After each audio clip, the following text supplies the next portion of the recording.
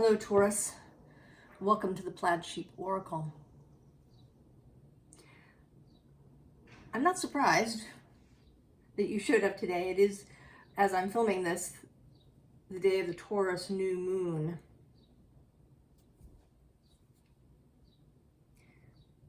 It's just before noon today on the East Coast.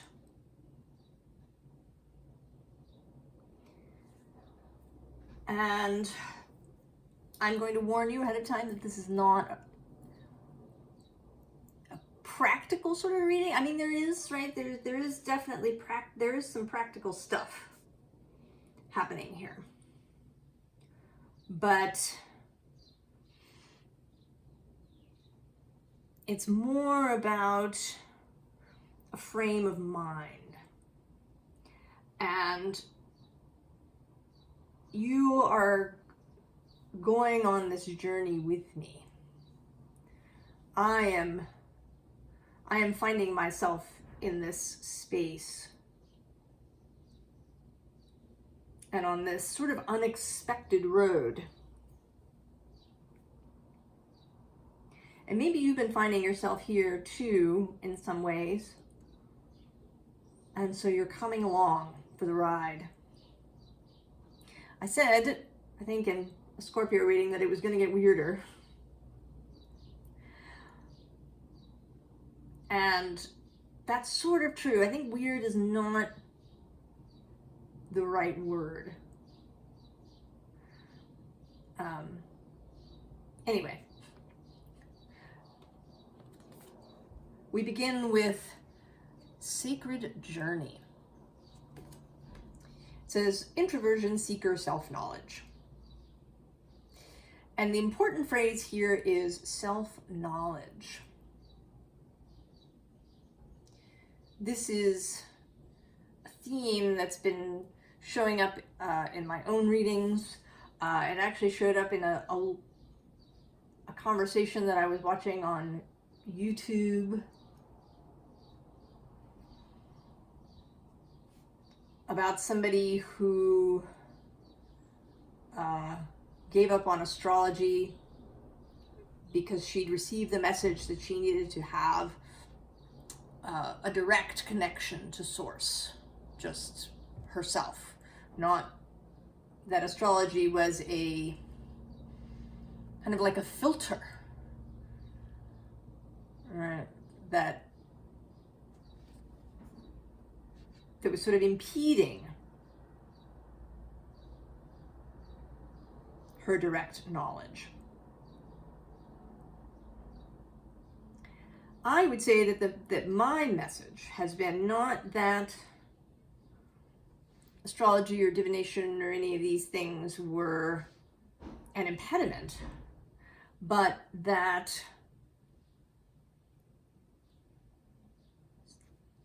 I needed to receive information about them directly.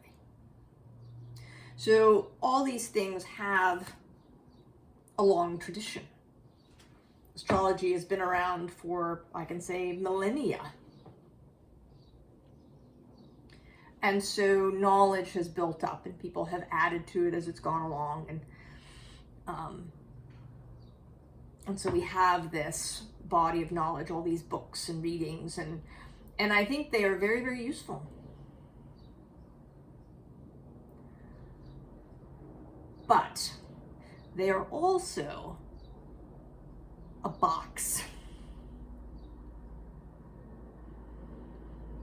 So the way that we can see Taurus, since that's where we're reading today,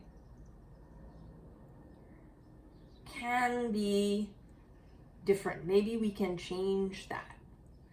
And that our own perception of it can create change.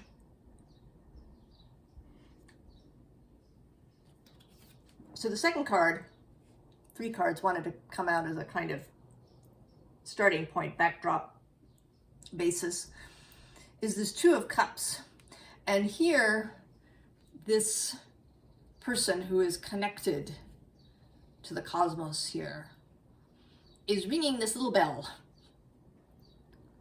the wake-up call. This is the wake-up call.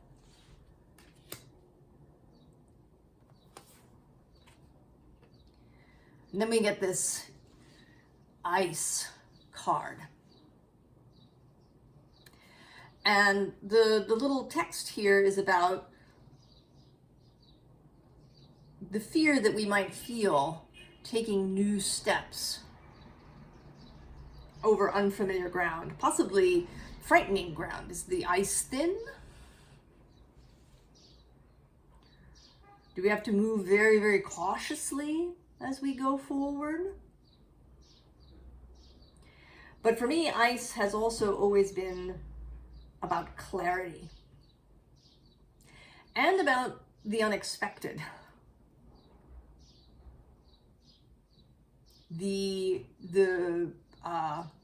exception that proves the rule. So water, when it hits just freezing, so 0 degrees centigrade or 32 degrees Fahrenheit, initially expands.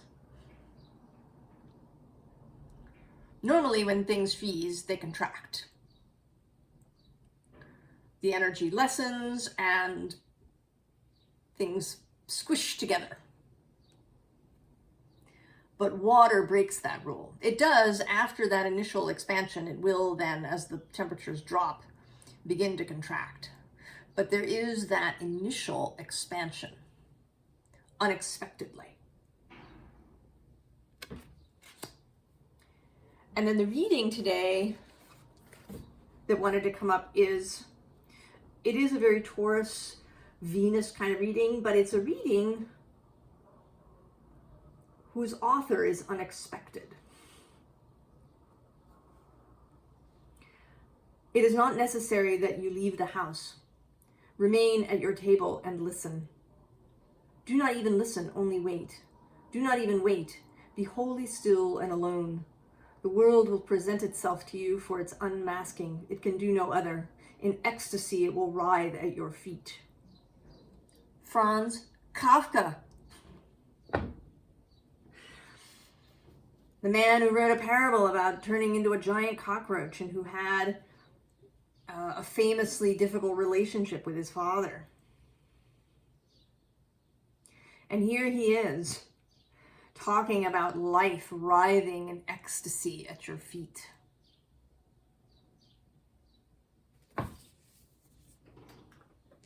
So, you come out of the gate, Taurus, and not as the Hierophant, but as the Empress. So another thing we know about Taurus, if we study astrology, is that Taurus is a fixed energy. Cardinal, fixed, mutable, the three sort of varieties of sign.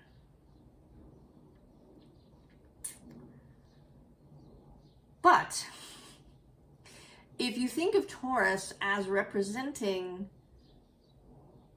nature, Earth in particular, and that is how I see Taurus. In my lexicon, Taurus is earth. So soil and trees and plants and all the natural earths. Mud and clay. And then Virgo is the shaping of that. So turning mud into bricks. Or lining things up. Straight rows of crops sown. And Capricorn is taking those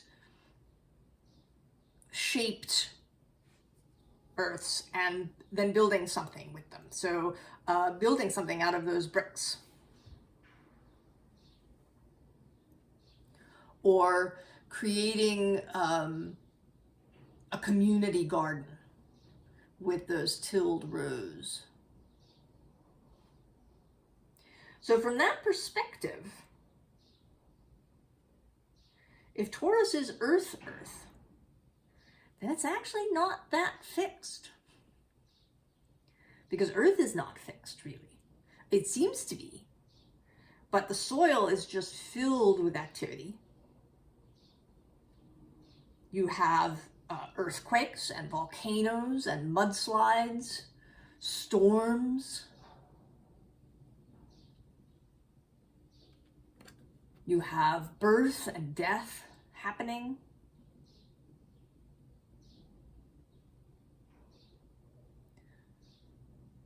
You have a kind of constant movement. Even in winter, there isn't actually a complete stillness. The energy is withdrawn deep, but activity is still happening.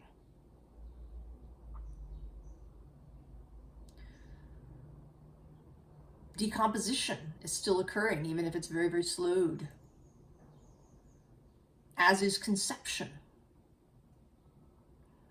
Buds are forming on the trees, though they may not become visible until the latter end of winter.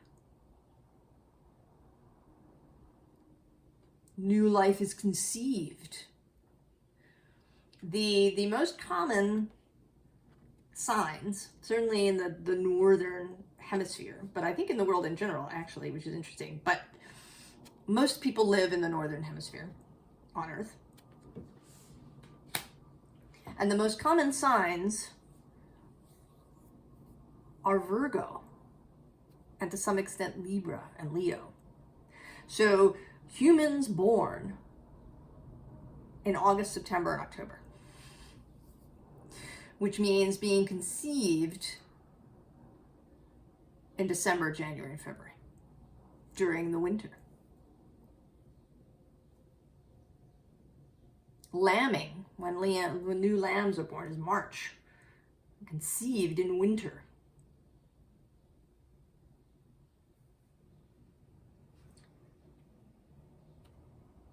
The earth is not a fixed energy.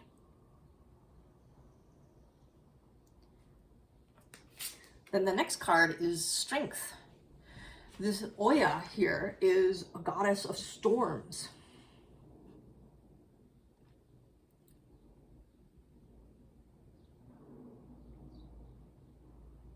So how do we see Taurus? I feel like for me, one of the messages of Uranus's passage through Taurus is to see Taurus differently. To unfreeze this idea of Taurus as fixed.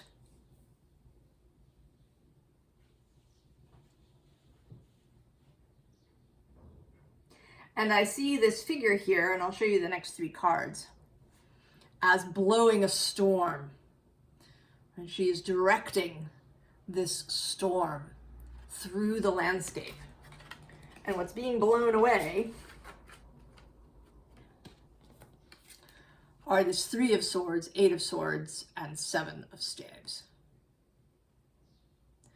So heartache, or sort of mental perseveration, overthinking and paralysis, and then defensiveness.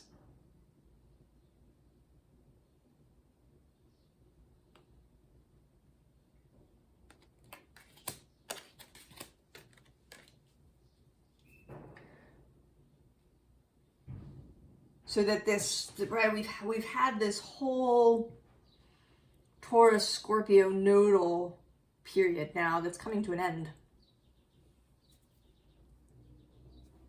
The North Node will move into Aries on July 17th. But through this time has also, as the node has passed through Taurus, Uranus has been there. And now Jupiter has entered.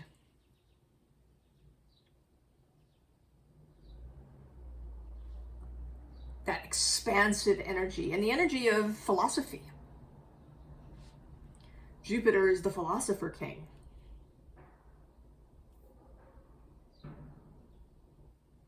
How do we want to see things? Do we want to remain bound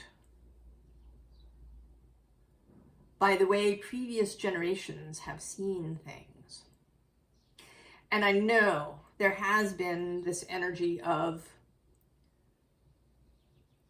recovering ancient knowledge. And I think this is all to the good.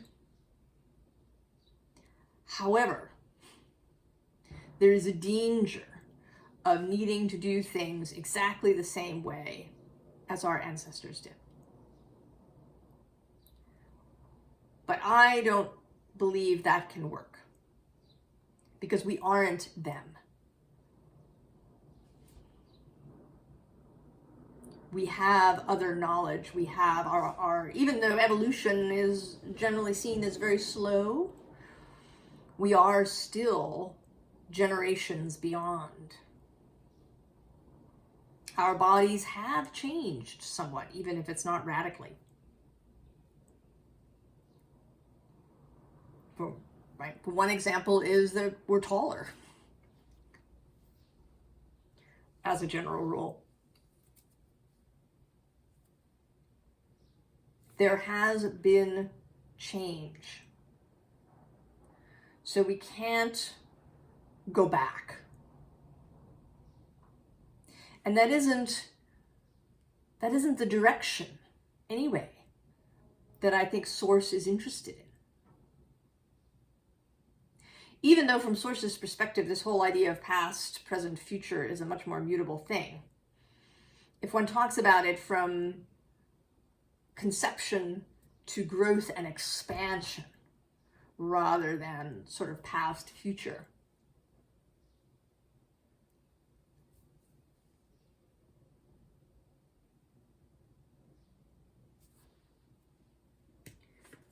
So we come now to this luminous warrior.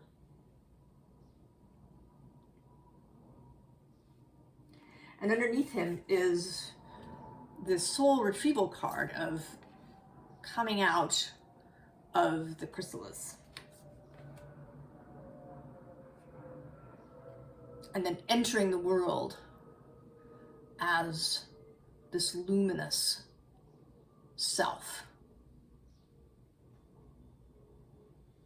This coming into wholeness.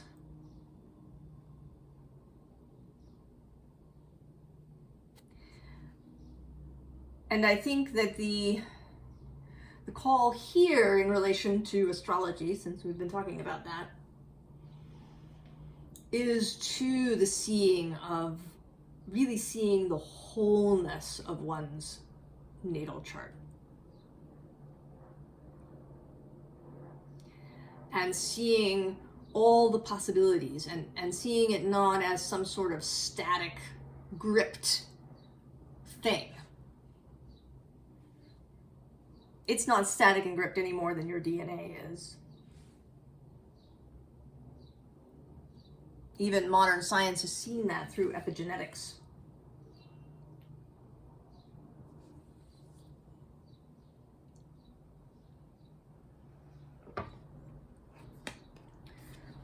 So the ancient ones are a kind of jumping off point. And they are an example. Because the first humans there was no history. They were receiving information directly from nature, from spirit, from their own experience.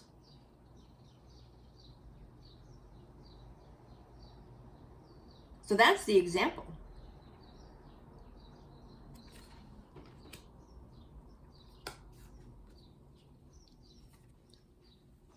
And here with Eagle,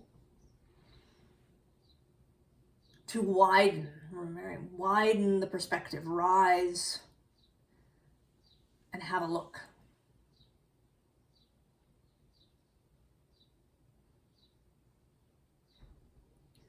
Really beginning to understand your own perspective, What are your biases? What assumptions do you walk around making? The eagle is combined here with owl.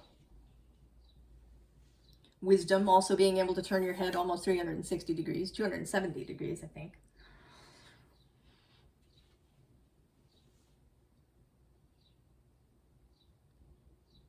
Seeing in the dark. Really examining your own biases, your own thinking boxes.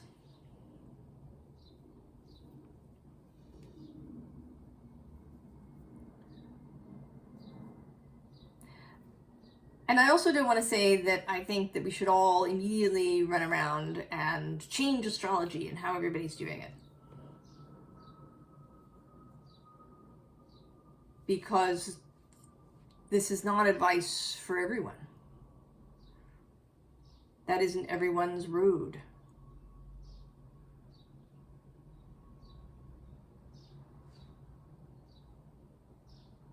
But it is ours. Anybody who's here, certainly anybody who's here watching this and feeling, yeah, this should be a confirmation.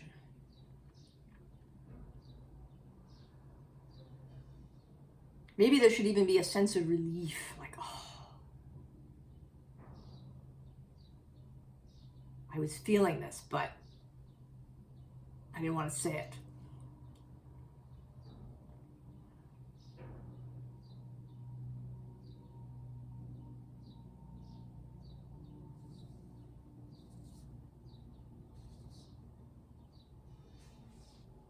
So this next deck is one that I made just recently. I think of it as my witch deck. And it has a bunch of different things. It's got spiritual concepts, natural phenomena, magical working types of things, magical practices. So the underlying is daydreaming.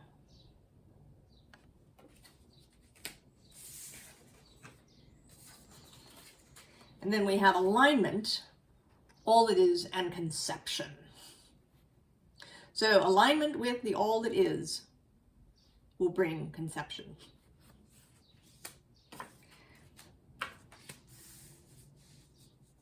Extra clear. The cards are not always quite that clear or matter of fact, but there it is.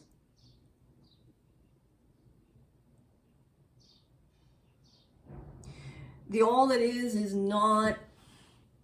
definitively not fixed.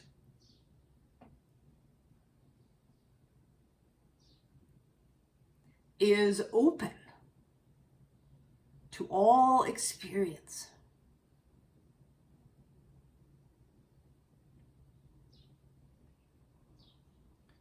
Is interested in everything. I often think of the planets. I think of the planets as beings. I believe they are beings with their own consciousness. And I see them as volunteers, in a way. Right? They volunteered for this long assignment, billions of years.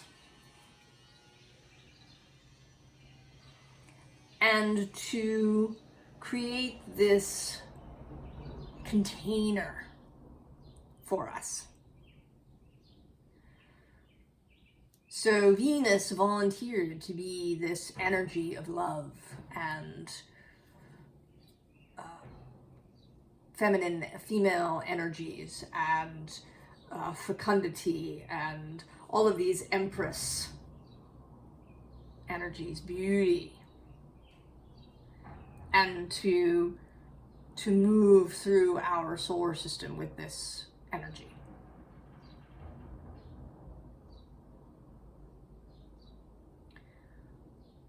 But she also is not a fixed energy.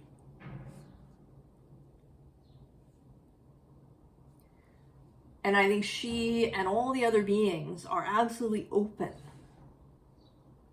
to playfulness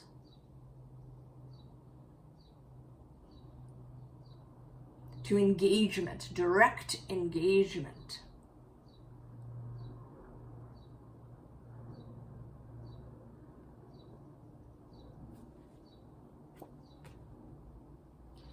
And we come here to this Eight of Wands, which I feel that's this direct, kind of this direct engagement with the cosmos, with the energies of the all that is.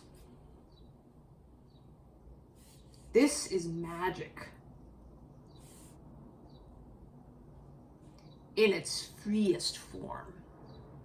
And interestingly, the Hierophant, here you are, appears below, and then below him is this King of Wands, fire energy.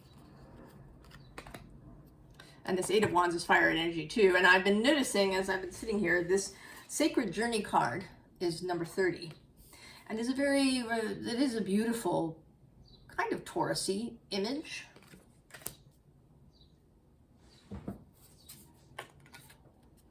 And it's the same number as this card that's sitting on the top of the LIffruma deck, that is fire.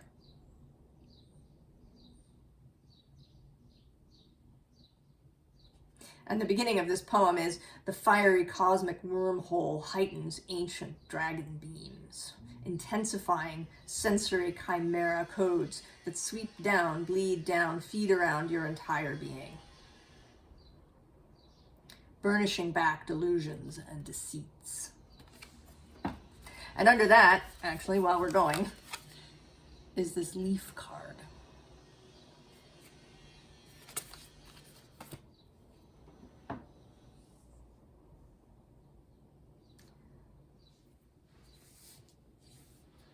So change. I'm going to bring up something else that occurred to me as I looked at this. You've probably seen the movie The Wizard of Oz, but you may not have read the book, which is much better. A wonderful book. And I apologize, I'm going to spoil something. You could skip a little bit ahead if you don't want to hear it and want to read the book. But in the book, the Emerald City is not green. Everybody who comes to the Emerald City before they arrive is given a pair of green tinted glasses. So they see everything as green in the Emerald City. How awesome is that as a commentary?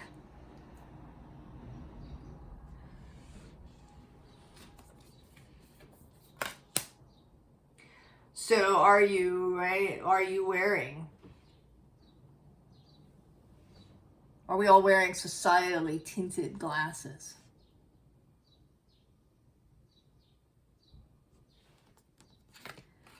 Now we have the Grail showing up.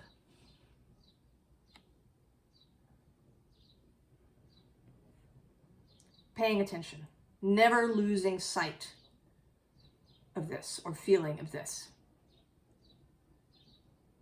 Your Grail.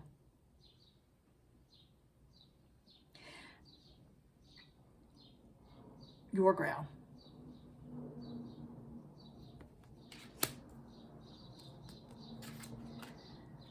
And then we get this Emperor energy. Sovereignty. Ability. Knowledge. Leadership.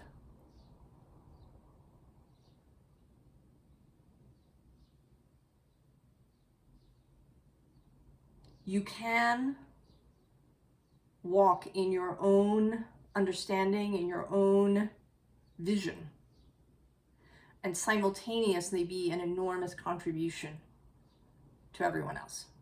In fact, it's the best way to be an enormous contribution to everyone else. Because if you are moving in this energy, if you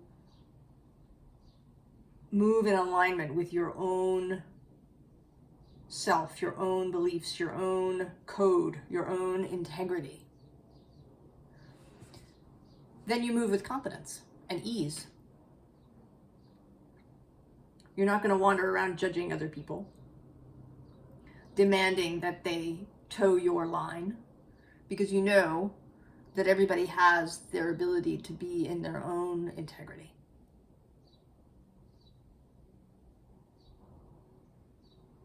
And so you can contribute and comfort and uplift. You can be really effective if you choose to help people directly, to be a practitioner or a therapist or a social worker or a police officer.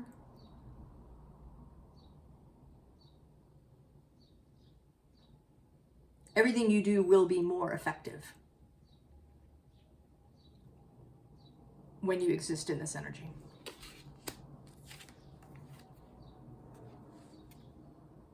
And then we get this different version of the Two of Cups. You and your grail, you and your soul, your earthly self, your soul self, intertwined as one. Advice.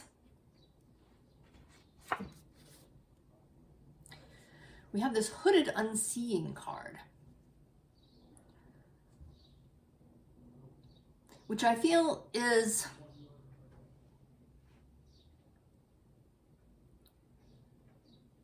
about being able to see things actually from this differing perspective, the ability to take off those society-colored glasses. And that may require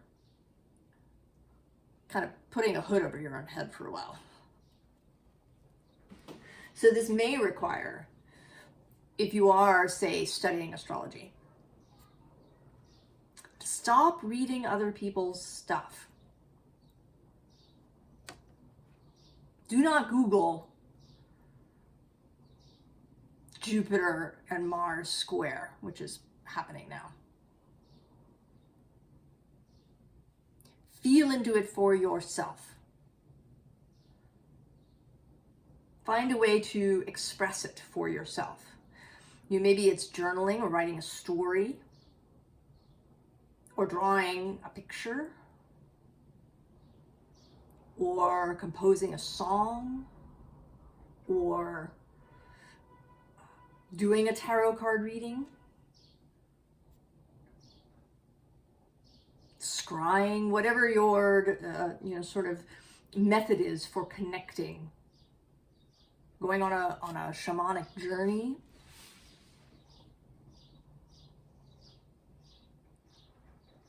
using the library oracle. See what comes up. And then here we are. Here you are, Taurus. Wild ox. Untamable. Be untamable. Take off the society-colored glasses.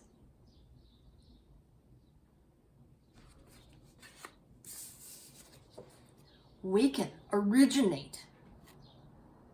Come up with your own thing. I know that there is often criticism of the sort of New Age,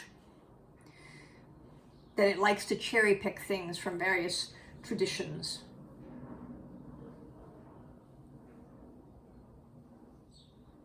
So that it isn't true. You know, that you need this lineage. But everything was original at some point. Somebody named the constellations way back when.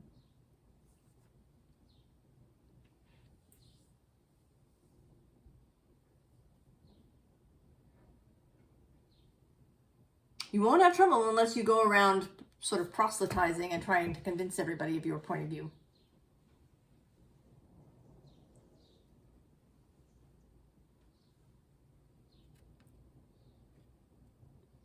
You may not believe everything that I believe. You may not believe that the planets are beings. Or maybe you do and you see them differently.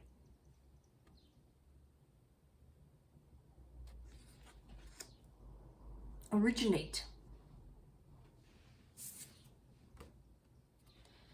And then we get this Cunning Healer card. So the cunning person was often a medicine person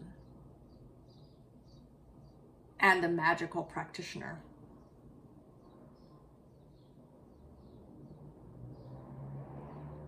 And cunning also means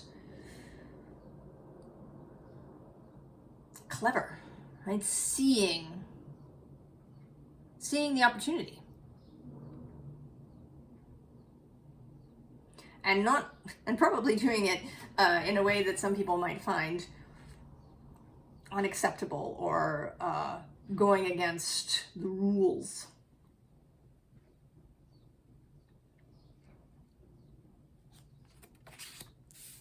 Certainly living outside the rules.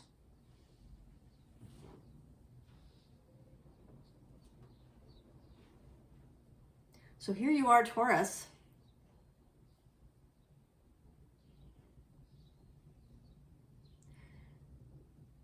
See yourself differently.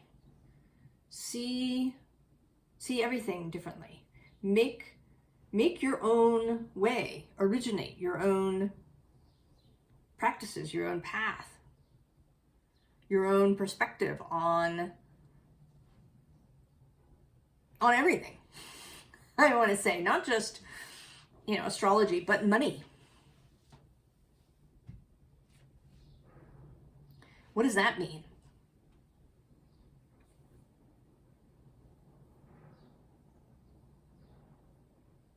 Your house, your garden, your family. How do you raise your family?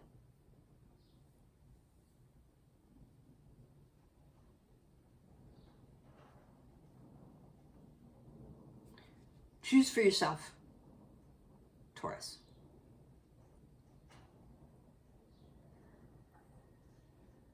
You don't need to be fixed in place.